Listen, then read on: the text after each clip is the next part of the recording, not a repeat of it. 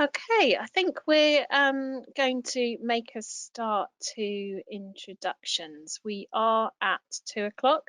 I can see that there's still a number of people joining, but let's make use of the time. I know we've got some really great content from Kate and Jim, and they've got lots to share with us, so I don't want to lose a minute in making sure that we have enough time for them to share everything that they want to today. So thank you very much to everyone that is joining and possibly watching this as a recording in the future. Today, Jim and Kate will be sharing the lessons they've learned from implementing Vevox. So sort of recently, over the last few months, Aberystwyth University have been implementing Vevox, and they are here today to share some of that knowledge with you.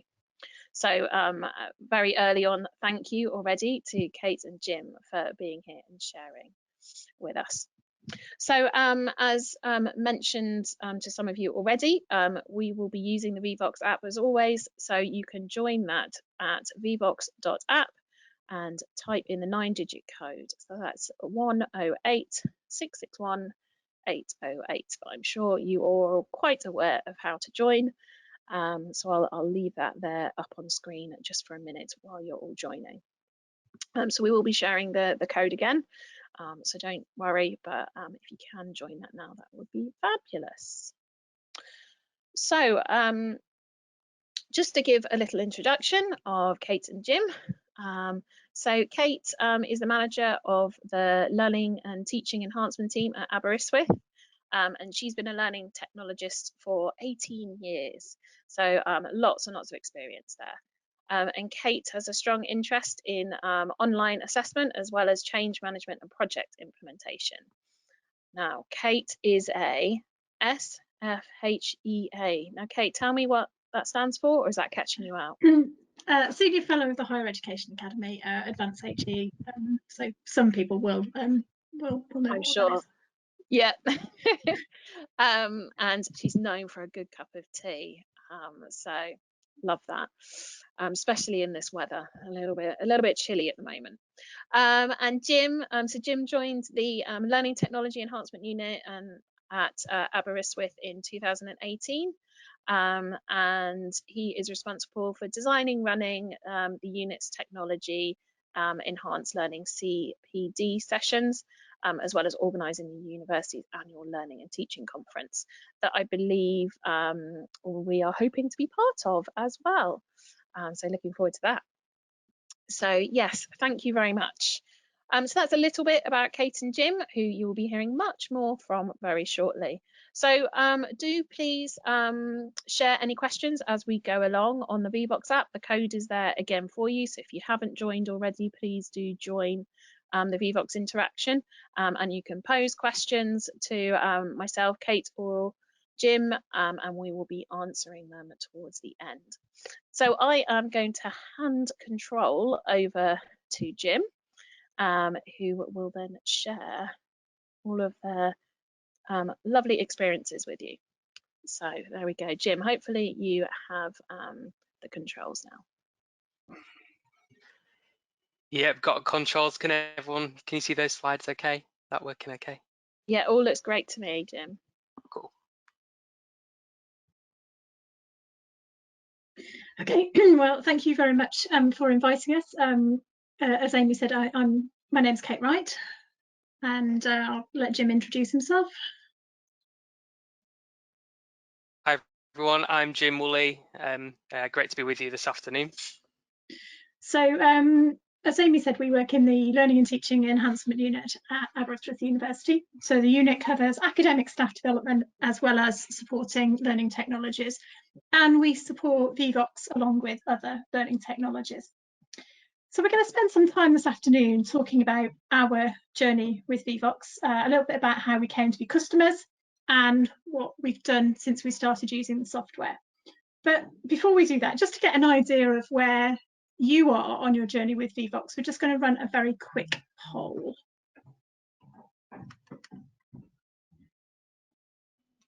So it'd be just useful to know how long you've been using Vevox for. So just to give us an idea of who's on the call and what your experience is.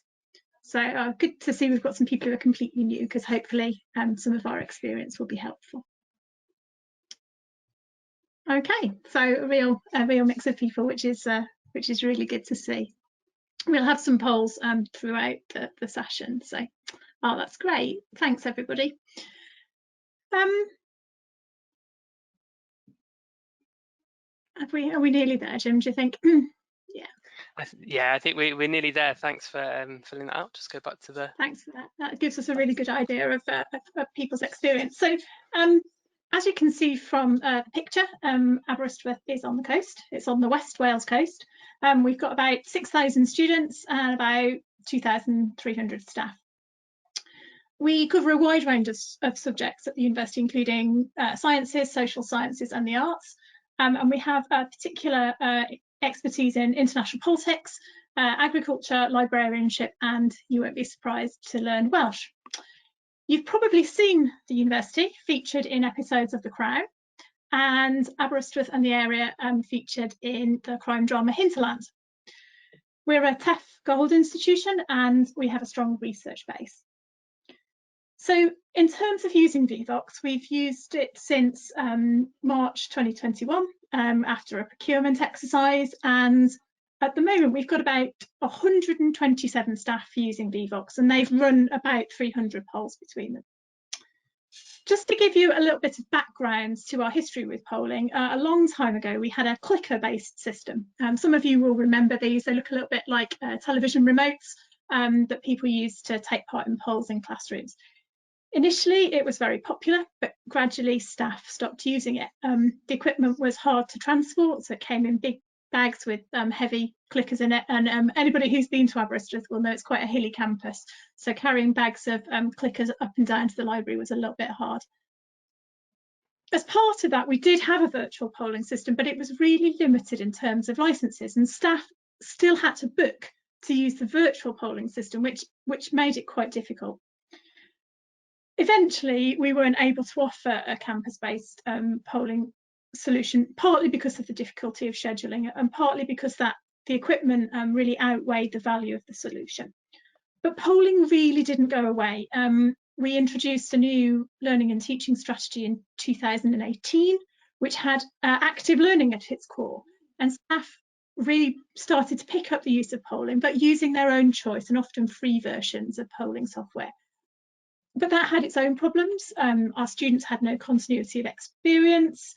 We weren't able to offer any central training or support, and we had some security concerns about using third-party software. So we started then looking at a procurement exercise, and you can see on the slide our timeline. The procurement was pretty standard, and for those of you who've been through a procurement, you'll probably recognise some of our requirements. We wanted an institution-wide solution. We wanted it to be cloud-based. We wanted something that staff could use without booking, and we wanted something that had really good support from the company. So at this point, it'd be really useful to know, for those of you who have gone through a procurement process or a selection process, what were you looking for when you are looking for polling software? What is it that you're interested in?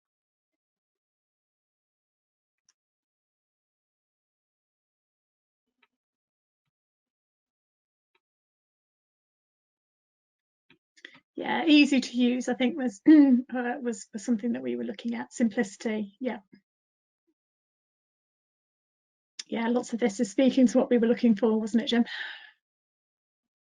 Yeah, definitely, and that is something that we've seen in feedback from staff. Is the ease of Vevox.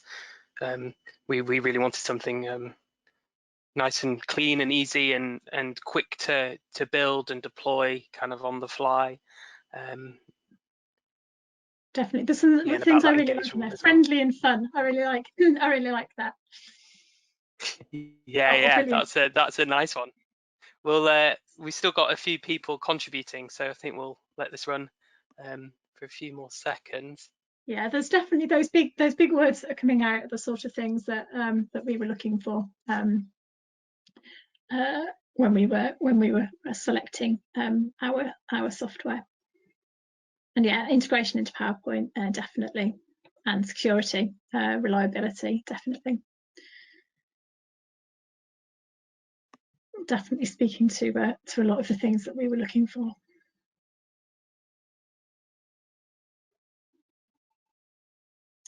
Yeah, the browser based. Brilliant. It's great. Teams. Yeah. Yeah, definitely. So I think I might. I'm just going to close that Yeah. poll now. Thank you very much. Brilliant. Thank you, everybody.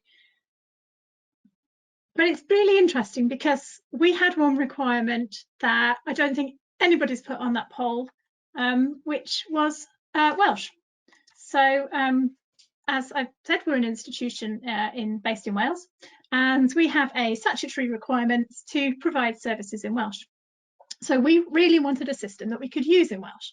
And that means both Welsh language questions, so being able to ask and answer questions in Welsh, and also a Welsh language interface.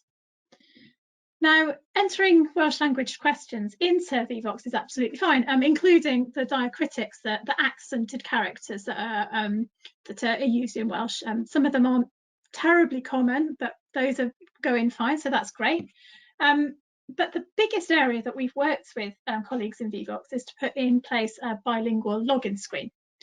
And we're also really pleased to see that recent updates have introduced more icons in place of words to convey meaning, which is great because they don't need to be translated. We're working really closely with the company to increase the amount of Welsh. And I have to say, we've been really encouraged by the positive way in which Vevox have responded to these conversations. It's not always our experience for those of us working in Welsh or in other languages. It's not always the case that companies are so open to translation.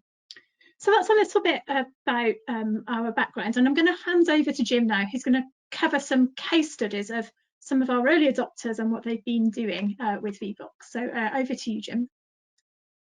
Super, thanks Kate, and thank you to everyone for participating in those polls. We will continue with some more polling activity as we move through this presentation, but we are going to take a look at hopefully 6 case studies if we've got time this afternoon, and this kind of really emerged obviously after we got our site license. I would just want to say a big thank you to our academic colleagues who have provided us with these case studies, and these aren't Vevox polls that we've generated in the Learning and Teaching Enhancement Unit. These are actually our academic colleagues who are using these on the ground in their learning and teaching at the moment. So as Kate mentioned, we've got a wide variety of staff currently making use of Vevox, and for a whole host of different types of activities. These of course include your traditional kind of icebreaker style activities and gamification style activities that you get with polling software. But when we're putting this presentation together, there are some really innovative practices that are starting to emerge amongst colleagues. So we really want to present these this afternoon. One of the strategies that we used to engage colleagues was we actually got them involved with the procurement process in the polling software procurement, asking them to identify what needs they needed from a polling software. And this meant that we already had early adopters to give the polling software a go as soon as it was procured. So after we procured Vevox, we started our training program. We created some in-house training sessions, an introduction to polling and an introduction to Vevox sessions were run, but we also developed some more advanced sessions as well, including how to integrate polling into your learning and teaching, at what point in a lesson you might want to bring polling in. We found that Vevox has been an invaluable solution to face-to-face teaching at the moment, especially where we've had face-to-face teaching that might be distanced or restricted owing to the current restrictions. We have been encouraging staff to use Vevox to really bring the students together in those sessions. So yeah, once we got our guidance all good to go and our FAQs and guides translated before the launch, which happened just kind of like towards the end of semester 2. And then over the summer, we've been working really hard to actually foreground Vevox as one of the key technology enhanced learning tools here at AU. So when we started putting this presentation together, we looked at our usage stats of Vevox to see who were our big users, and we contacted them. We asked them kind of what they were doing in their teaching with Vevox. So the case studies that we present this afternoon are very much based on what they're doing. The first approach that I want to share with you is something that's happening in our computer science department, and this is led by Dr. Chris Loftus and Dr. Emmanuel Isabor, and they're using Vevox as a research tool. So they are conducting research in their department on how challenging students find their modules. So every module has got a Vevox poll, which is comprised of 3 questions, and we'll take a look at that shortly. And over the course of the semester, they're going to be polling the students at the 3rd week, the 6th week, and the 9th week of teaching, and then also moving into next semester as well. The polls are completely anonymous, and the data that they're gathering is going to be used for analysis and feedback, and will be fed back to module coordinators as well. So it's really nice to see how Vevox is being used as a research tool. I'm going to share with you one of the questions now. And this question is the XY style question. So not a question that we have had particularly heavy use of, but students are asked to rate how interesting they find the content, and also how challenging they find the content of a scale on 1 to 10. And then that's obviously analysed and, sorry about that, just get the poll back up. Analysed and presented back to colleagues. So you can see that plotting here, so we can see that changing as people are filling that out.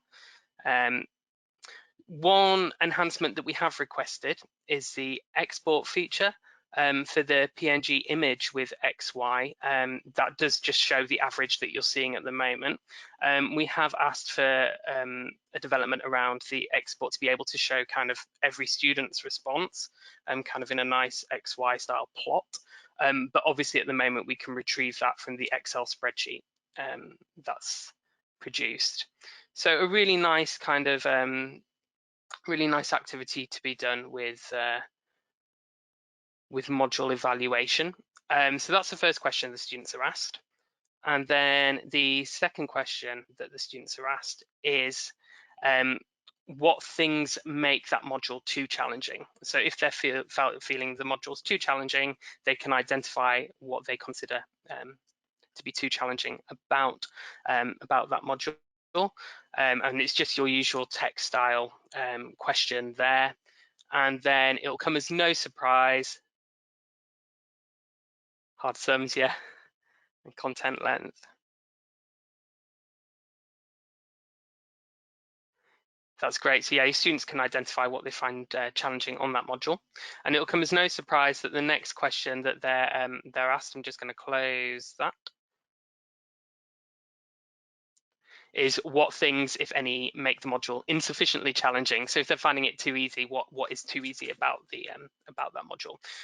So like I mentioned, students are polled at the 3rd week, the 6th week, and the 9th week, so you get a really nice kind of track across the semester, and it's also every module in that department as well. So that was case study 1, module evaluation and Vevox being used as a module evaluation tool. Really nice to see it move beyond kind of like that satisfaction style question to be thinking much more about the challenge of the content. The next case study, just going back to the slides now.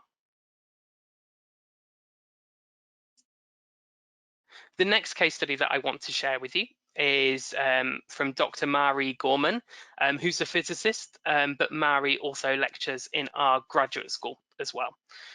So Mari's got a really nice approach to kind of a students as partners or student-led approach to polling, where she asks her students to provide her with stats actually in the session that they then kind of apply and analyze. So she does have the responsibility of teaching stats to students who have a wide variety of skill levels with that discipline, purely because they're early career or PhD researchers. So some of them might be really used to using stats in their research, and others might just be kind of approaching this as a new methodology. So she's asking them to generate their stats and responding to questions, but she also asks them as well to think of two variables which might be correlated, and those provide then a platform for discussion and application. In order to build up kind of a bank of data to be working with, Mary has been running polls across different cohorts. So she's been running the same polls with her one cohort of PhD researchers, and then some others that might be in the physics department, and is pulling those kind of stats together. So they've got a really big bank when it comes to kind of analysing and discussing. And she's also got a really nice approach to kind of an icebreaker style activity, which is asking students to represent themselves in an emoji. So she does run her polls anonymously, but she does ask them to choose an emoji, and she's able to respond specifically to a question posed by somebody with that emoji. So I'm going to go back to the polls now, and just go on to the next poll. So I'd like everyone this afternoon to use an emoji to describe themselves. So do feel free to post your emojis. We'll see what we've got coming through. Brilliant. No. Great to see some unicorns there. Wicked.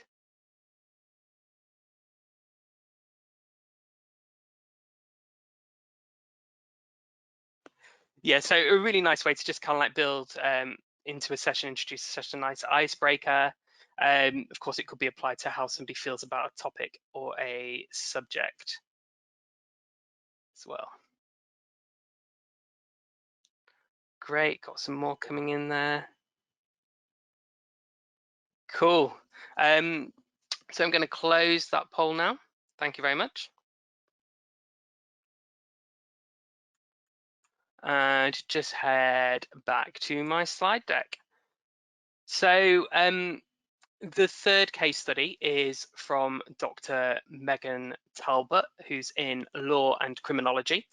And Megan really appreciates the anonymity that's afforded through Vevox. And this is actually a through line that we've seen from a number of our academic colleagues. They really like the option to for students to be anonymous, especially in the Q&A polls.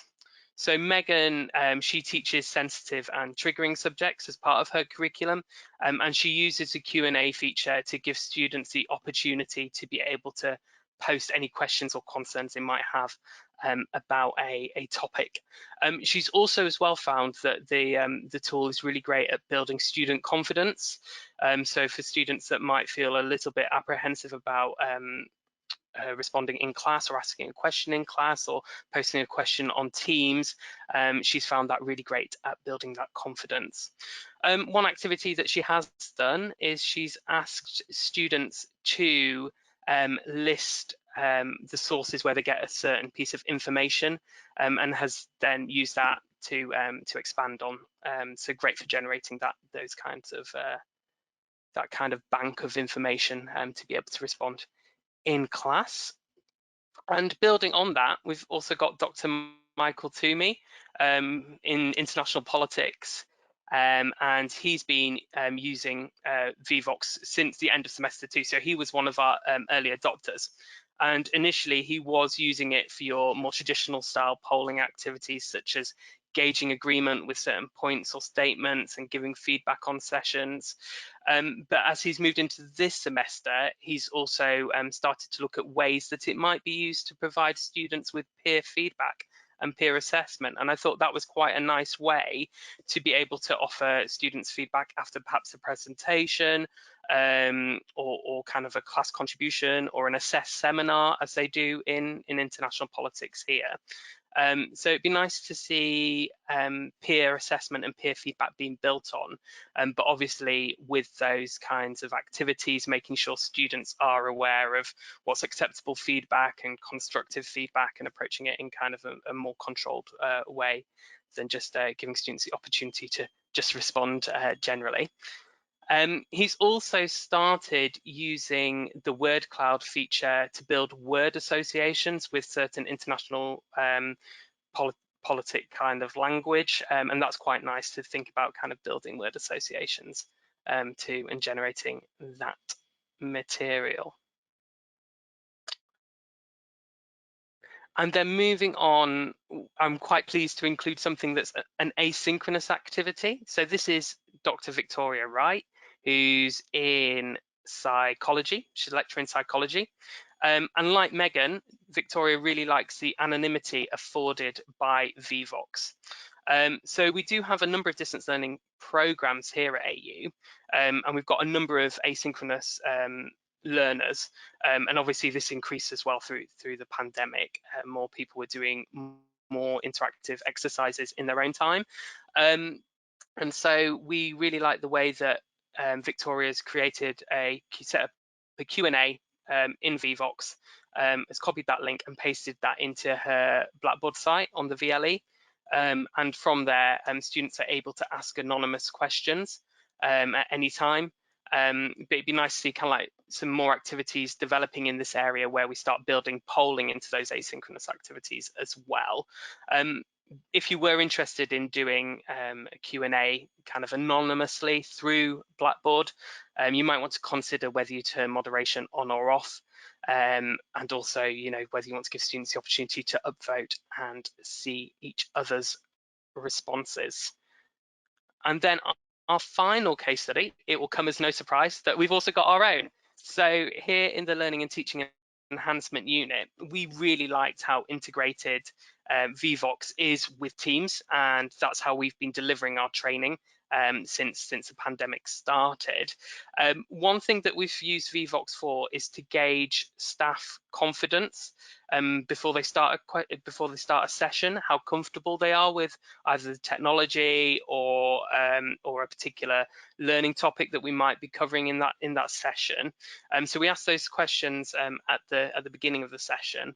And then we've also asked those same questions at the end to be able to measure the impact of the session and see if our academic colleagues are more comfortable as they complete that session. So that's been really, really useful. We've also used it for feedback on sessions as a feedback style survey. But the thing that I really enjoy using is the new pin on image style question that's now available. So with the pin on image, we're asking staff to identify where on Bloom's taxonomy, for example, a certain activity is. So really pleased to see that development from Vevox. We're going back to the polls now. And there we go. So I presented you six case studies.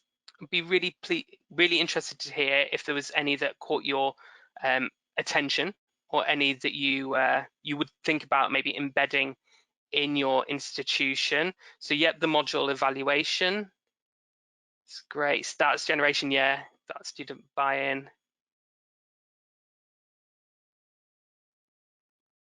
Yeah, I really like the notion of it being a peer assessment tool.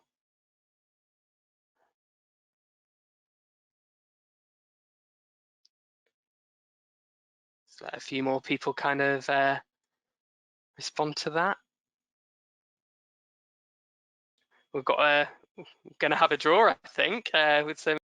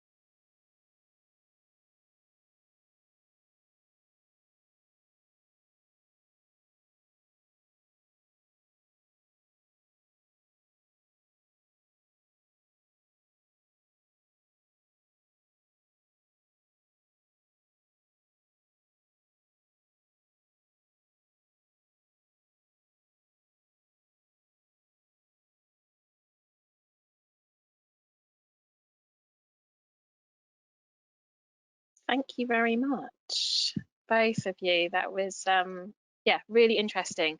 I am if it's okay, I'm just going to close this poll now, and we can have a look to see if there is any sort of Q&A in there.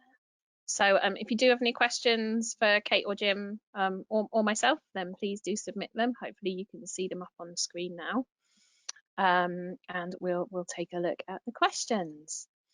So okay, if we take the top one, so I think that's just sort of a comment on sort of your tip to multi-language support.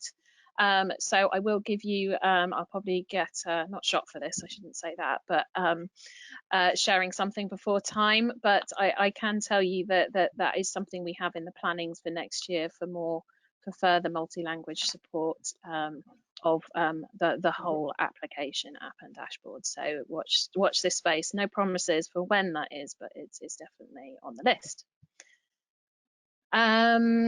So does it work with Apple? It does work with Apple.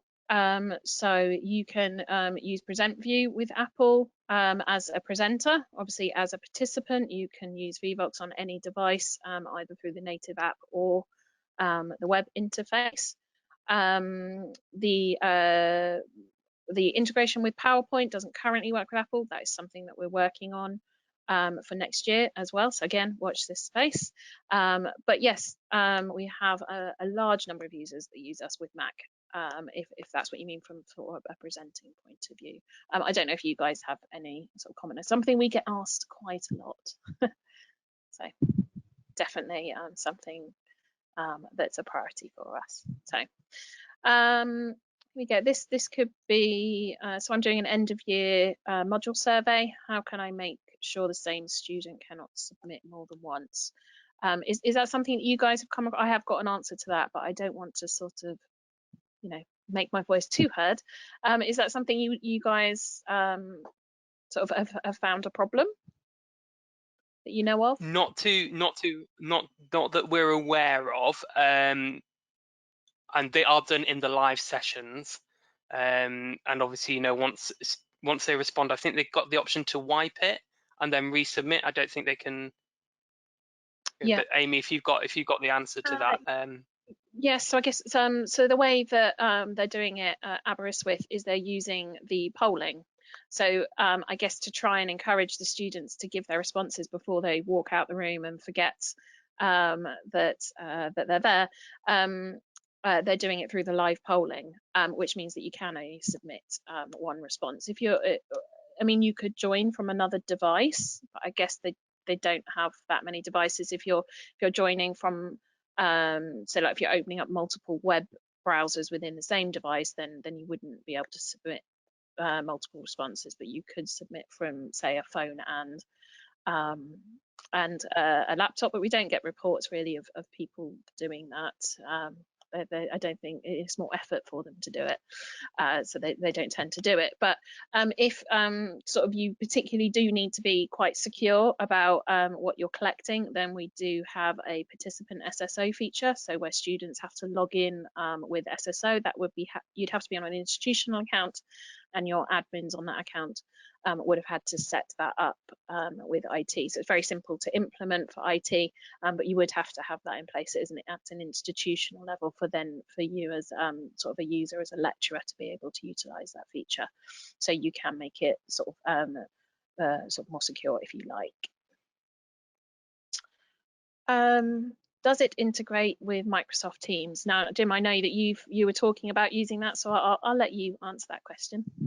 Yep, sure. So there's two ways. There's two ways that it integrates with your Microsoft Teams. The first way is in a meeting. So if you set up a meeting from a calendar, you can then add the Vevox code to that meeting, and it just makes it far more seamless for the people joining the meeting in filling out those polls. So they actually appear on the right hand side of the window. So that's for when you just set up the meeting. Now, if you want to use the Vevox app in a team, or you set up the meeting from a team rather than from a calendar, then you have the option to add the Vevox add-in to that team. but that's not kind of like included in the meeting itself. People have to like participate in it from the team site rather than the Teams meetings. Probably said Teams too many times there. But I hope that made sense. We absolutely love it because of that integration, and it's got better and better since kind of like when we got it in March. You know, when we got it in March, it was still very new, and we had a couple of people not be able to take part in a couple of polls because they were joining on a certain device, and we've seen that progress, and it's much more seamless now. I was going to say my answer to this is really, really well. Is my answer to that question. Yeah. I'll leave it at that. Okay, let's take another question. So any protection in place to prevent misuse of input boxes for offences, language and statements? How do you guys handle that? You know, what's your advice to staff? Well, for the Q&A, I mean, you know, I do like to treat our students like adults and say kind of like, you know, what they're putting on there is a reflection on them. We haven't come across any issues that we're aware of, and Kate, correct me if I'm wrong here, we haven't had any concerns whatsoever. The Q&A feature does have a moderation, the ability to moderate comments, so you can choose to moderate comments before you display them if you're concerned about that. And then also you can choose not to show the results of like a text poll until you close it, or until you can take a look at the results yourself before you choose to display them. So yeah, we haven't come across any issues, and there are those protections in place. Okay, so just sort of in the interest of time, what I sort of propose that we do, because we're sort of we've drawn to the end of our allotted time, is what I'd like to do is just a couple of bits of information that I wanted to share with you, and then you know, because I realise that some of you may now need to leave the call, so we'll do that, but we will pop back to the Q&A to answer a couple more questions if some of you do wish to stay on. Or ask any other questions. So we will come back to a couple of extra questions there.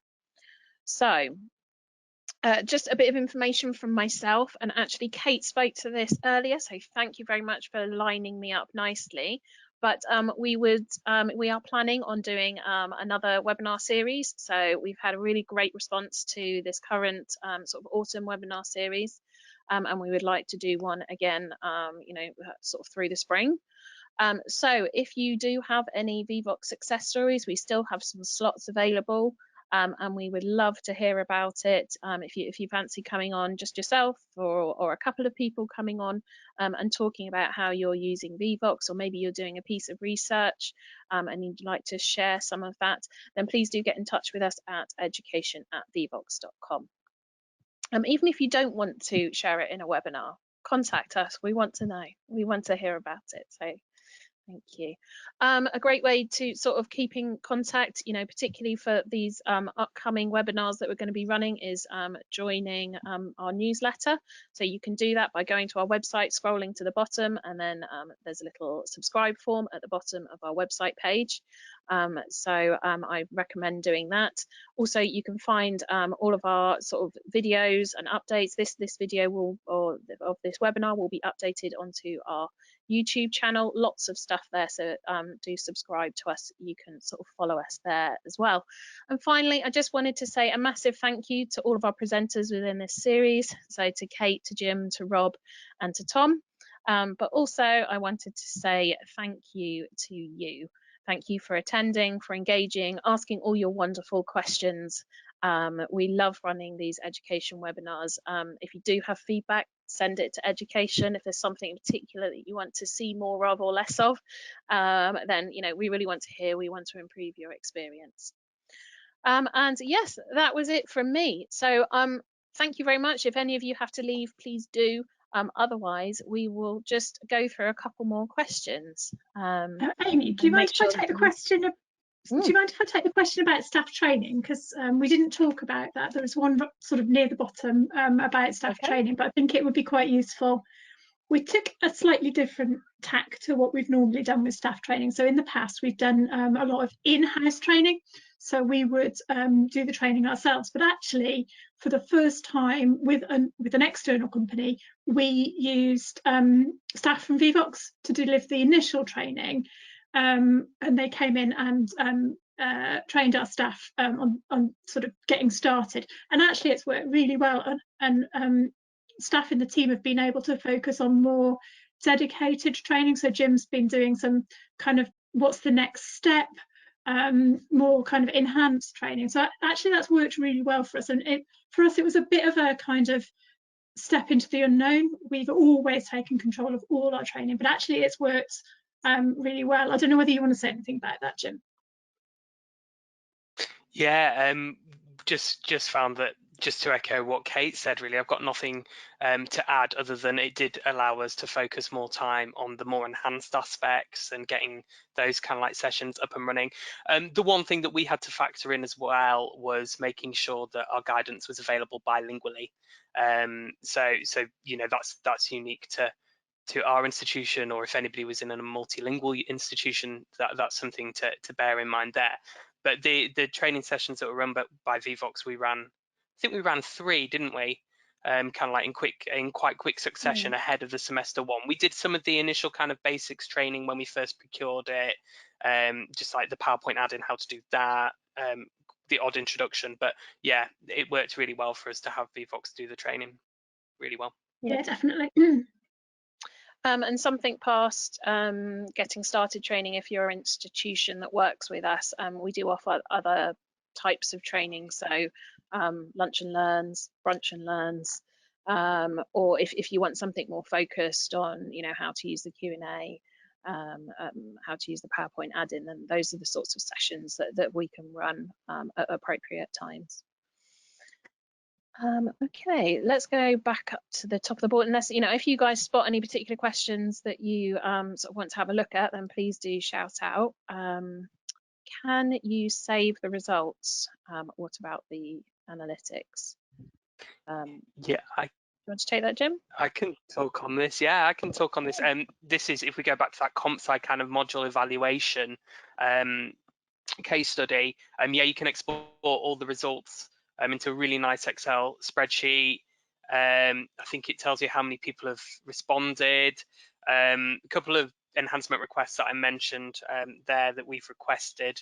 But yeah, works with exports into a really nice Excel spreadsheet format that you can then kind of start manipulating the data with. And you know, like the XY plots that we were talking about, being able to produce those charts from that data, that works really well. Nice to be able to export images. Word clouds exported and what popped into the VLE is great. Yeah. So yes, as Jim said, there's the Excel data file, so you get access to all the raw data and also all of the commentary, so all of the Q&A, but also you get all the JPEGs of all of the or PNGs of all of the polls that you run. Sort of analytics wise, I could read that into potentially maybe if you're an admin and you're looking to see how the whole platform's being used. So there is a usage report that you can run as an admin to see, you know, how many people are using the platform and how many people are joining sessions, what sort of features they're using, and we also provide some analytics on that. It does get a little bit addictive, I have to say, Amy. You just go, oh, I'll just pop in and see who's using it, and half an hour later you're still going, oh, it's quite interesting. Oh, well, that's great. Although I will say again, watch this space in analytics, because we are working on that for next year as well. So even more ways for me to get distracted by analytics. Yeah. Great. Okay, what is the time limit for polls asynchronous use? Long? I'm assuming that's you know, you can leave your you could, if you're talking about polls versus surveys you can leave open for as long as you like. A poll you could technically, so I know Jim left his poll open for a good few minutes to allow us to keep responding while we carried on with the presentation. Technically you can leave a poll open for a week if you really wanted. You know, if you're trying to build a word cloud, maybe, for instance, you could do that. It's not something that, you know, it's particularly designed for. It's designed for live engagement, but you can leave a poll open, you know, should you need to. But it's just working out versus, you know, is a poll better to run rather than, sorry, is a survey better to run and create rather versus a poll and leaving a poll open. Depends what you want from. But yes, there isn't technically a limit on how long you can leave a poll open. Does it integrate well with Zoom? So we do have an integration with Zoom. It works different to our Teams integration. So we have integrated Zoom into Vevox. So you access Vevox and Teams through the Vevox link. It's very simple to use, very easy to get it working. Again, you have to have it activated on your account and be on one of our paid accounts. But we are also looking at next year doing, once available, doing some further integration with Zoom. But currently Zoom haven't made that available to externals. So we're not able to do the more integrated piece like we have with Zoom at the moment, just because Zoom haven't made that available. So once they do, we will be on it. So yes, we do have a good integration with Zoom, but we have an even better one coming. Is there any other particular questions? Oh, actually, I think mostly we've got thank yous. But can you share more on your peer work? Should we take that last one and then call it a day? Who would like to take definitely. that one? I can. I'm happy. I'm happy to take that one. Unless Kate, you've got a burning desire to take it. No. Okay. Go for it. So this is. So I think what Vevox could lend itself to, and what Michael in international politics was starting to do, is looking at it as a kind of like peer assessment style tool. So we've got a number. Well, you know, as most institutions are in quite a few kind of group assessments, and some of those do have a peer assessment element to them. So it'd be quite nice to see Vevox being used to generate kind of feedback anonymously for co-workers in groups. Kind of like you could do some rating style questions about contributions, or you know, so I'd quite like to see it move more in that direction. But I think the key to that is making sure that students understand what kind of feedback they'll be giving, what's acceptable, kind of what they're looking for those feedback. So things like what works particularly well about a presentation or group participation, and what could be improved. So that's where Michael was coming at it from. But I can see kind of like how that might that might grow as a potential idea and be adapted in other disciplines that might be predicated on more group work. So very interested to see that. The other thing that I want to see developed a bit more is students creating their own polls, and kind of like those being built into kind of student presentations as well. So that's kind of like a development I'd like to see further down the line. I mean, we're still, what are we, 6 months in, 7 months in? Yeah, not very. Yeah. I was just going to add to that, Jim. Some of that, what I was talking about, sort of peer instruction. I think very much looking at it's not new work, but work by Eric Mazur around peer instruction. So there's various different models of that. So it might be that students discuss a problem or a question or a scenario together and then vote. Or another way we've seen it used is students vote anonymously, then they're working in small groups to kind of try and, you know, were they right, were they wrong, try and persuade each other of a different perspective, and then maybe vote again and see how those responses have changed. As I say, that's very much based on Eric Mazur's work, which I think is again, it's a really nice way of building that peer instruction into polling, and it combines discussion, group work, active engagement with the affordances of the technology as well. And we've seen and, you know, heard of people doing exactly what you've been describing, Kate. And one thing that I found very interesting is people have been able to do that virtually as well if they need to. So they might run a poll with Vevox sort of in the group, And then they might split people into breakout rooms, into small groups. They go off into the breakout rooms, they discuss it, and then they come back to the main room and they re-vote again. So you can still do that virtually. And I don't know whether we didn't sort of seem to cover it, but I don't know if you guys are more virtual or face-to-face or even possibly hybrid, but obviously that could work hybrid as well. Taking some, you know, your virtual people off to breakout rooms, but having people in the room in groups. You can still do it, and obviously you can use Vevox whether you're in the room or whether you're virtual, so it helps bring all of that information together. So yeah, no, that's good. Cool. Okay. Well, thank you, everyone. I can see that there's still quite a number of you stayed around.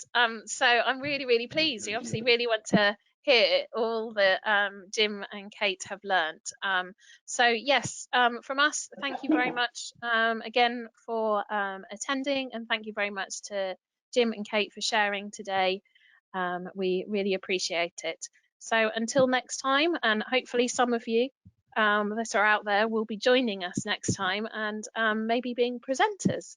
So we look forward to hopefully hearing from you soon. Okay, thank you very much. Bye-bye. Hi, everyone. Thanks, everyone. Cheers.